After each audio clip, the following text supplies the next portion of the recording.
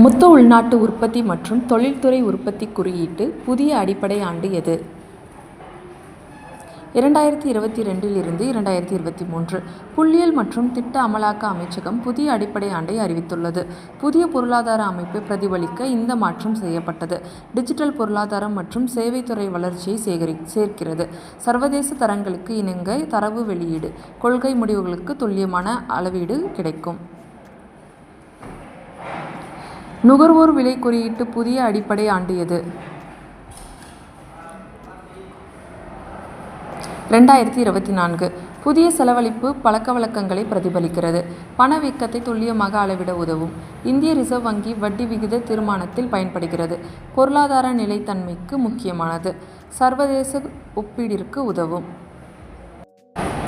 தமிழ்நாடு பொதுத்துறை புதுமை கொள்கைக்கு எந்த சர்வதேச அமைப்புடன் இணைந்துள்ளது? யூனிசெஃப். தமிழ்நாடு உலகில் முதல் துணை தேசிய அரசு ஆகும். பொதுத்துறை செயல்திறனை மேம்படுத்தும் நோக்கம். புதிய குறியீட்டு உருவாக்கம் செயல்படுகிறது. அமைச்சக செயல்பாடுகளில் வெளியீடு தன்மையை அதிகரிக்கும். சர்வதேச தரத்துடன் ஒப்பிட உதவும்.